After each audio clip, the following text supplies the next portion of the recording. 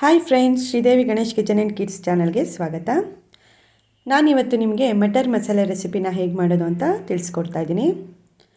Recipe ತುಂಬಾ ಚೆನ್ನಾಗಿದೆ, ನಿಮಗೂ ಇಷ್ಟ ಆಗುತ್ತೆ ಅಂತ ಅಂದ್ಕೊಂಡಿದ್ದೀನಿ. ನಿಮಗೂ ಇಷ್ಟ ಆಗಿದರೆ ಒಂದು ಸಲ ಟ್ರೈ ಮಾಡಿ ನೋಡಿ. ಚಪಾತಿ, ಪೂರಿ ಮತ್ತು ರೊಟ್ಟಿಗೆಲ್ಲ ತುಂಬಾ ಚೆನ್ನಾಗಾಗತ್ತೆ. ಹಾಗಾದರೆ ಇದಕ್ಕೆ ಬೇಕಾಗಿರುವಂಥ ಇಂಗ್ರೀಡಿಯೆಂಟ್ಸ್ನ ಒಂದೊಂದೇ ನೋಡ್ತಾ ಹೋಗೋಣ. ನಾನು 1 ಕಪ್ ಆಗೋಷ್ಟು ಹಸಿ ಬಟಾಣಿನ ತೊಗೊಂಡಿದ್ದೀನಿ. 2 ಸ್ಪೂನು ಮೊಸರು ಮತ್ತು ಬಟರ್, ಕೊತ್ತಂಬರಿ ಸೊಪ್ಪು, ಈರುಳ್ಳಿ, ಟೊಮೆಟೊ, ಬಾದಾಮಿ, ಗೋಡಂಬಿ, ಸೋಂಪು ಕಾಳು, ಚಕ್ಕೆ, ಮೊಗ್ಗು, ಪಲಾವ್ ಎಲೆ, ಅರಿಶಿಣದ ಪುಡಿ, ಖಾರದ ಪುಡಿ, ಧನಿಯಾ ಪುಡಿ ಮತ್ತು ಗರಂ ಮಸಾಲ. ಇವಾಗ ಮೊದಲನೇದಾಗಿ ನಾವು ಒಂದು ಬಾಣಲೆಗೆ ಎಣ್ಣೆ ಹಾಕಿ ಈರುಳ್ಳಿ ಟೊಮೆಟೊನ ಫ್ರೈ ಮಾಡ್ಕೊಳ್ಳೋಣ.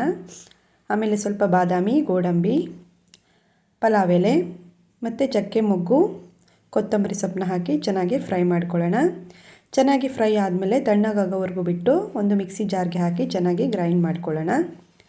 ಅದಾದಮೇಲೆ 1 ಸ್ಪೂನು ಬಟರ್ನ ಹಾಕಿ ನಾವು ಚಕ್ಕೆ, ಮೊಗ್ಗು ಮತ್ತು ಸೋಂಪು ಕಾಳನ್ನು ಕೂಡ ಹಾಕಿ ಈರುಳ್ಳಿ ಟೊಮೆಟೊನ ಚೆನ್ನಾಗಿ ಫ್ರೈ ಮಾಡ್ಕೋಬೇಕು. ಈರುಳ್ಳಿ ಟೊಮೆಟೊ ಚೆನ್ನಾಗಿ ಫ್ರೈ ಆದಮೇಲೆ ನಾವಿದಕ್ಕೆ ಹಸಿ ಬಟಾಣಿನ ಹಾಕ್ಕೊಳ್ಳೋಣ.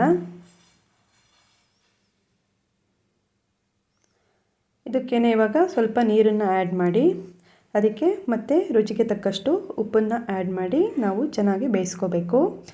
ಆದ್ದರಿಂದ ಲಿಡ್ನ ಕ್ಲೋಸ್ ಮಾಡಿ ನಾನೊಂದು 5 ಮಿನಿಟ್ಸ್ ಚೆನ್ನಾಗಿ ಬೇಯಿಸ್ಕೊಳ್ತಾ ಇದ್ದೀನಿ. ಇವಾಗ ನೋಡಿ ಚೆನ್ನಾಗಿ ಬಟಾಣಿ ಎಲ್ಲ ಬೇಯ್ದಿದೆ. ಇವಾಗ ಇದಕ್ಕೇ ಖಾರದ ಪುಡಿ ಎಲ್ಲ ಹಾಕಿ ಚೆನ್ನಾಗಿ ಬೇಯಿಸ್ಕೊಳ್ಳೋಣ. ಅದಾದಮೇಲೆ 2 ಸ್ಪೂನು ಮೊಸರನ್ನು ಕೂಡ ಆ್ಯಡ್ ಮಾಡಿ ಚೆನ್ನಾಗಿ ಬೇಯಿಸ್ಕೋಬೇಕು. ಇವಾಗ ಟೊಮೆಟೊ ಈರುಳ್ಳಿ ಪೇಸ್ಟನ್ನು ಕೂಡ ಇದಕ್ಕೆ ಹಾಕಿ ನಿಮಗೆ ನೀರು ಎಷ್ಟು ಬೇಕೋ ಅಷ್ಟು ನೋಡಿಕೊಂಡು ಹಾಕ್ಕೊಳ್ಳಿ. ಇವಾಗ ಮತ್ತೆ ನಾವು ಲಿಡ್ನ ಕ್ಲೋಸ್ ಮಾಡಿ ಒಂದು 5 ಮಿನಿಟ್ಸ್ ಚೆನ್ನಾಗಿ ಬೇಯಿಸ್ಕೋಬೇಕು. ನೋಡಿ ಮಟರ್ ಮಸಾಲೆ ರೆಡಿ ಆಗ್ತಾಯಿದೆ.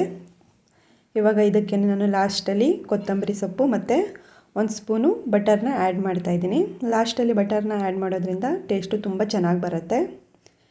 ನಿಮಗೂ ಈ ರೆಸಿಪಿ ಇಷ್ಟ ಆಗಿದರೆ ಲೈಕ್ ಮಾಡಿ, ಶೇರ್ ಮಾಡಿ ಮತ್ತು ಮರಿದೇನೆ ಸಬ್ಸ್ಕ್ರೈಬ್ ಮಾಡಿ. Thank you.